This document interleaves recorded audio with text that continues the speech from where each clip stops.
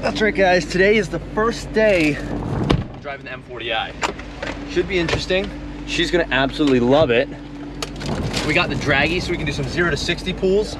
We got the M steering wheel here. We got the heated steering wheel, which you don't need because it's like 90 degrees outside, but check out the 360 camera view, the backup cam, and that dash. Obviously, the first thing you have to do is hit this little sport button. And just like that, she's already leaving. All right, we're gonna turn that off. And then sport mode. There we go. Let's go to plus. Extra dynamic setting. Extra dynamic. That's the way to do it.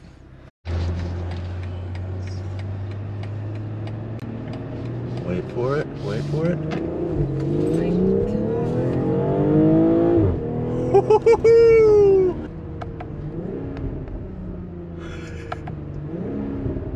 Ooh, those burbles on the downshift. Not too shabby.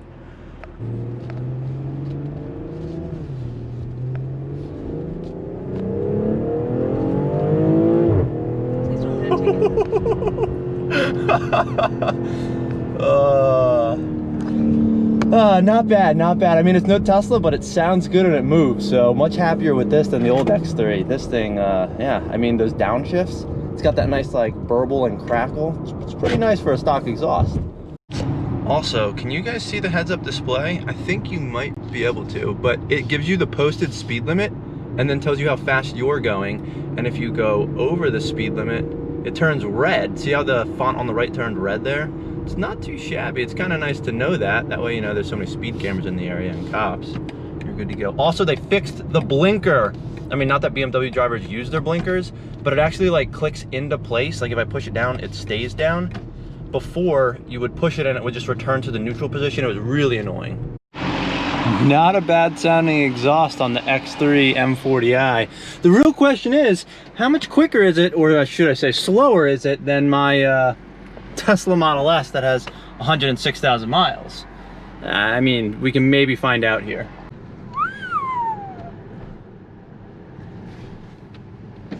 I mean, you gotta get the rollers, right?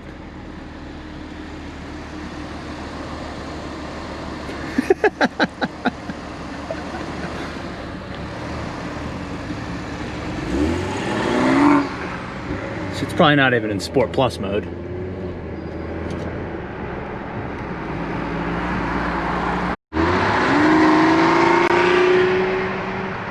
I mean, it sounds pretty good, all right? Like, I'm very happy with the stock exhaust note. It's pretty fantastic.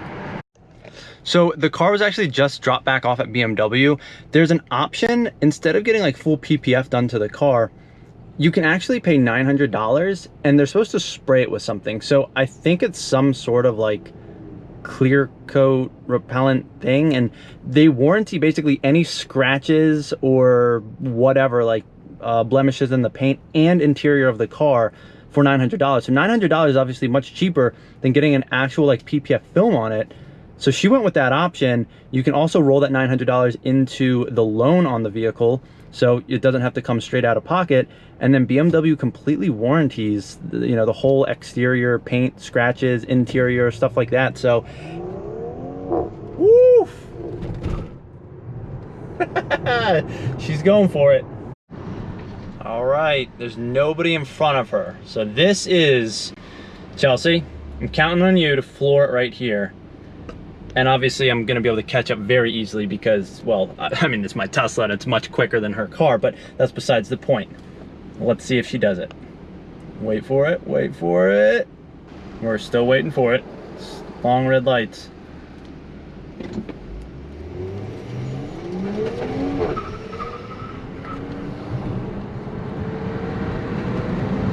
Either way, that BMW does sound very good. It is quite quick. And that startup exhaust note is pretty nice, not gonna lie.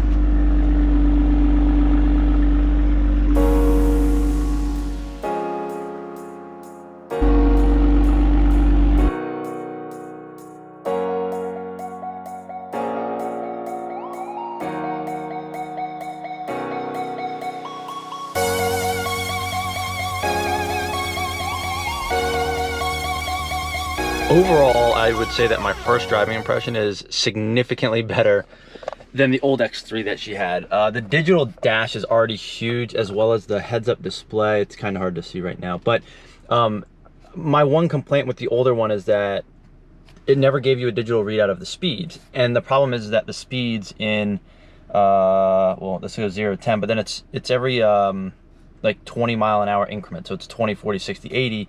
And it's kind of hard to distinguish, like, oh, that's 50, not 45. And it was just kind of annoying. Now you get 3 different ways to read your speed. You have this, and then you have the digital readout of your speed, and then the heads-up display readout of your speed. In addition to that, you get the little speed limit sign, so it says speed limit 30. Also on the heads-up display, speed limit 30, so you know what the speed limit is. If you go over the speed limit, your speed on the heads-up display turns red. Very nice, fantastic. The next thing is the blinkers. I absolutely hated the old blinker system.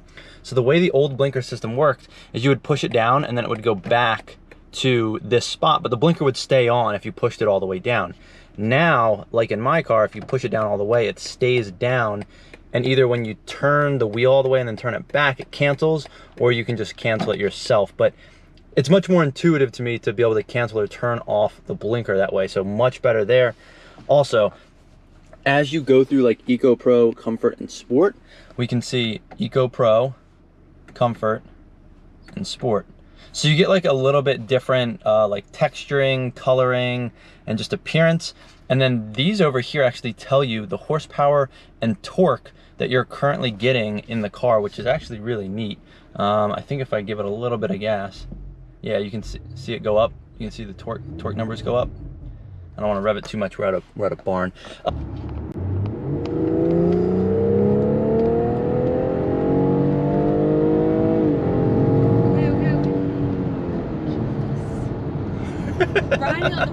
But that's really cool. We also get paddle shifters, which is quite nice.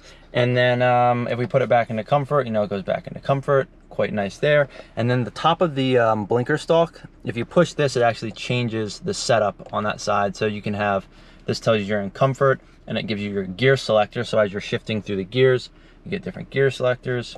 The gear display.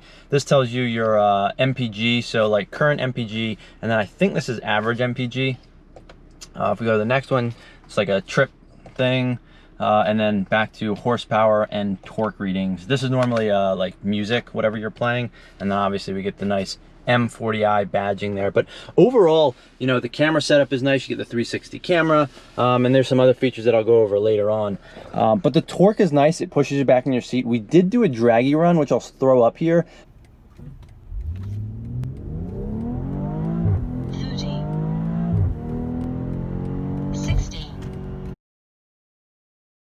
But it was only like 5.5 seconds, and I believe this car is rated at like 4.4, so it should be a full second quicker.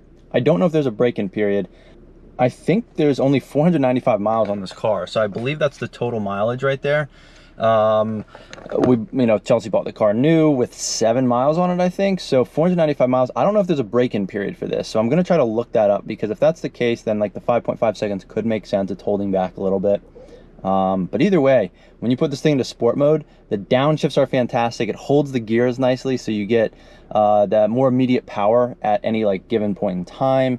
But overall, the car feels much better. The seats hug you a lot more. There's a decent amount of bolstering on these seats. I mean, you get the these nice big bolsters here with the M stitching there, and then she opted for the blue stitching with the black, which I think looks really nice. You got the white exterior paint, and then the M logo on the steering wheel as well. But overall, love the way this feels. The steering wheel is like nice and compact, and has nice, I guess like nice like feedback. It's not too loose. So, I mean, the car feels good. The one difference obviously still is for me, when you go to floor it, even though it is a performance car, it does kick in, but you know, it's got to like downshift and rev up before that torque hits in. And you know, obviously coming from a Tesla, it's that immediate torque. So, you know, a little bit different there, but still great responsiveness. It moves, it's fantastic. It's so much more fun than the other X3. A lot more enjoyable. And I mean, you're paying for that, you're paying extra for the performance, but the interesting thing is the miles per gallon doesn't really suffer that much compared to the base X3. So like the 4-cylinder versus the 6-cylinder, the MPG really doesn't go down that much. And you can still throw it in Eco Pro mode.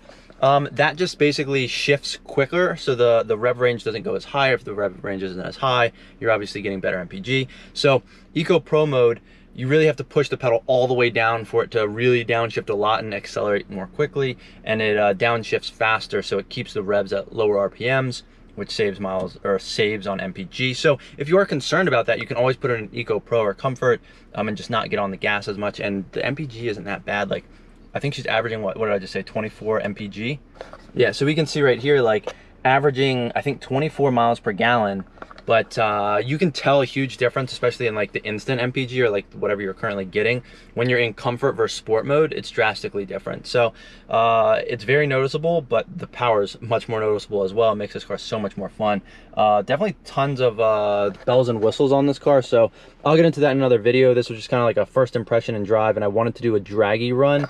It was done very quickly, just out of light, so we can probably get those times up, but for now, 5.5 seconds, a little on the slower side, but the torque, I mean, you feel it in this car. You feel it. You didn't really feel it in the base X3 that she had from 2016. So very happy with this car. Much more fun for me to drive. So far, I'm giving it a thumbs up.